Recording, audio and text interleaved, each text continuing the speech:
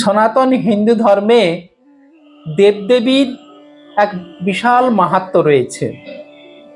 দেবদেবী আর কিছু নয়, সেই পরম ব্রহ্মের প্রতীক, তাই প্রতিমা। এই দেবদেবীর উপাসনা করে ঋষিরা সেই পরম ব্রহ্মকে লাভ করেন। যেমন আমরা জানি শ্রীরামকৃষ্ণদেব জগন্মাতা কালীর উপাসনা করে সেই ব্রহ্মজ্ঞান, অদ্বৈত জ্ঞান তিনি লাভ করেছেন, এবং তিনি তাই বলেছেন কালী ব্রহ্ম, ব্রহ্মই কালী। এবং শ্রীরামকৃষ্ণ সহজ করে এই ব্রহ্ম নিরাকার এবং সাকার উভয়কে খুব বুঝিয়েছেন, এবং তিনি সকল প্রতিমা তিনি স্বীকার করেছেন যে সকল যত মত তত পথ। তাই এই প্রাচীন যে সকল ঋষিরা, তাদেরও সমাধিতে তারা এরকম দর্শন করেছেন বিভিন্ন দেবদেবীর, এবং তারা এই দেবদেবীর মন্ত্র অর্থাৎ তার রূপের গুণের এক মন্ত্র তারাও দর্শন করেছেন সেই তাদের ধ্যান নেত্রে। সেই সকল মন্ত্রের এক বিশেষ মাহাত্ম্য রয়েছে, এবং এই মন্ত্রের ভেতর দিয়ে সেই দেবদেবীর গুণগান করা হয়, দেবদেবীকে প্রার্থনা করা হয়, তাকে খুশি করা হয়, তার কৃপা লাভ করা হয়। তাই এই যে মন্ত্র, এবং আমরা জানি প্রণাম মন্ত্র, পুষ্পাঞ্জলি মন্ত্র, এবং আমরা যখন পূজা করি একটি সুন্দর মন্ত্রে আমরা সেই অর্ঘ্য প্রদান করি ঈশ্বরের বা দেবদেবীর চরণে। এ সকল আমাদের খুব সুন্দর করে আমরা যদি একটু দৈনন্দিন প্রার্থনা করি, আমরা যদি যাকে বলে উচ্চারণ করি, তাহলে কিন্তু আমরা এই দেবদেবীর পূজা, আমরা মানস পূজা, বাহ্যিক পূজা এবং দেবদেবীর আমরা কৃপা লাভ করতে পারি।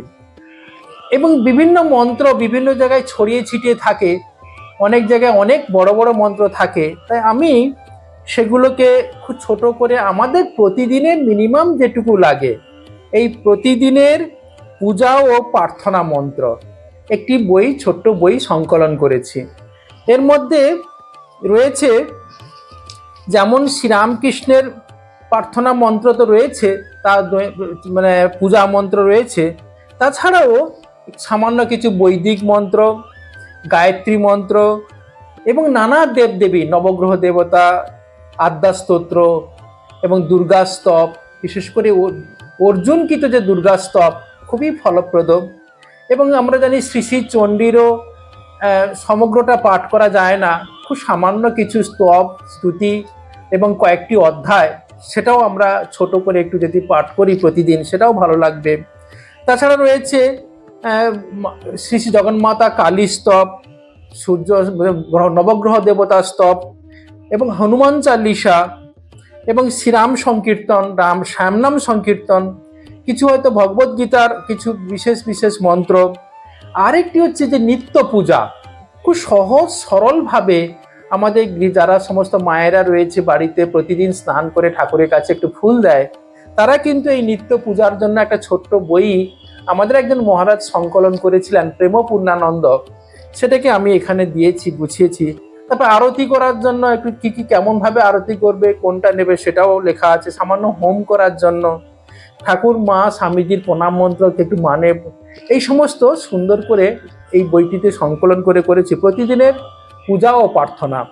এই বইটি খুবই কম দাম, 100 টাকা 150 টাকা দাম করা হয়েছে, কিন্তু ডিসকাউন্ট করলে এটা হয়তো 120 টাকায় পাওয়া যাবে। এবং পাওয়া যাবে হচ্ছে খুব, এটা হচ্ছে কয়েকটা ফোন নাম্বার আমি বলে দিচ্ছি। এই যে বিশেষ করে 6290857924, 6290857924, আর অথবা একটি ইমেল আছে rmsstrust@gmail.com, এখানে মেল করলে এবং এই ফোন করলে বইটি সহজে পাওয়া যাবে।